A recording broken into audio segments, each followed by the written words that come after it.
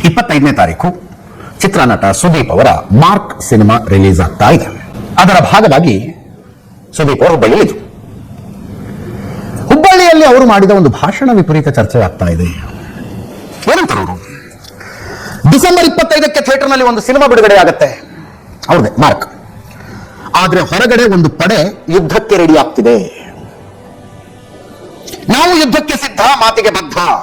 ಕೆಲವೊಮ್ಮೆ ನನಗನ್ಸುತ್ತೆ ಸೈಲೆಂಟ್ ಆಗಿರೋದು ಒಳ್ಳೇದೋ ಕೆಟ್ಟದ್ದೋ ಗೊತ್ತಿಲ್ಲ, ಆದ್ರೆ ನಿಮಗೋಸ್ಕರ, ನನ್ನ ಸ್ನೇಹಿತರು ನೀವೆಲ್ಲ ಚೆನ್ನಾಗಿರಬೇಕು ಅನ್ನೋ ಒಂದೇ ಒಂದು ಕಾರಣಕ್ಕೋಸ್ಕರ, ನಾವೆಲ್ಲರೂ ಒಳ್ಳೆ ಹೆಸರಿನಲ್ಲಿರಬೇಕು ಅನ್ನೋ ಒಂದೇ ಒಂದು ಕಾರಣಕ್ಕೆ ಬಾಯಿ ಎಲ್ಲವನ್ನು ಮುಚ್ಕೊಂಡಿದ್ದೀನಿ ಹೊರತು ಬಾಯಿ ಇಲ್ಲ ಅಂತಲ್ಲ.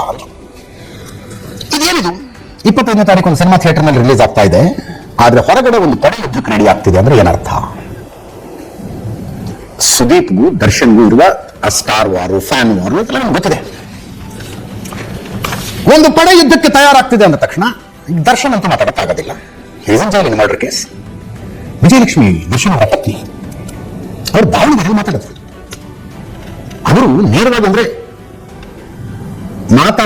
ಸುದೀಪ್ ಮಾತಾಡಿದ್ದು ದರ್ಶನ್ ಬಗ್ಗೆನೇ ಅನ್ನುವ ರೀತಿಯಲ್ಲಿ ತಗೊಂಡು ಹೇಳಿದ್ರು. ಸುದೀಪು ದರ್ಶನ್ ವಿಷಯ ಎತ್ತಲಿಲ್ಲ, ಹೆಸರು ಎತ್ತಲಿಲ್ಲ.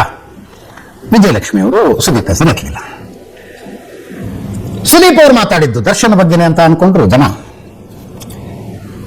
ವಿಜಯಲಕ್ಷ್ಮಿ ಅವರು ತಿರುಗೇಟ್ ಕೊಟ್ಟಿದ್ದು ಸುದೀಪ್ ಬಗ್ಗೆನೇ ಅಂತ ಜನನೇ ಅನ್ಕೊಂಡು. ಸುದೀಪ್ ಮಾತಾಡಿದ್ದು ಪೈರಸಿ ವಿರುದ್ಧ ಅಂತ. ಪೈರಸಿ ಕಾಟ. ಸಿನಿಮಾ ರಿಲೀಸ್ ಆಗುತ್ತೆ, ಯಾವನ ಕದ್ದು ಮುಚ್ಚಿ ಇಡೀ ಸಿನಿಮಾ ಮೊಬೈಲಲ್ಲಿ ಶೂಟ್ ಮಾಡ್ಕೊಂಡ್ಬಿಡ್ತಾನೆ. ಮೊಬೈಲಲ್ಲಿ ಶೂಟ್ ಮಾಡ್ಕೊಂಡ ಮೇಲೆ ಅದನ್ನ ಈಗ ಹಂಚೋದಕ್ಕೆ ಬೇರೆ ಬೇರೆ ಮಾರ್ಗಗಳು ಹಂಚಿಬಿಡೋದು. ಜನ ಸಿನಿಮಾ ಮೊಬೈಲಲ್ಲೇ ನೋಡ್ತಾರೆ. ಕೋಟ್ಯಾಂತರ ಬಂಡವಾಳ ಹಾಕಿದ ನಿರ್ಮಾಪಕ ಹೋದ. ಅದರ ವಿರುದ್ಧ ಸುದೀಪ್ ಅವರು ಮಾತಾಡಿದ್ದು ಅನ್ನೋದೊಂದು ಸ್ಪಷ್ಟೀಕರಣ ಇದೆ. ಇಲ್ಲಿ ಜಾಸ್ತಿ ಹೋಗೋದು ಬೇಡ.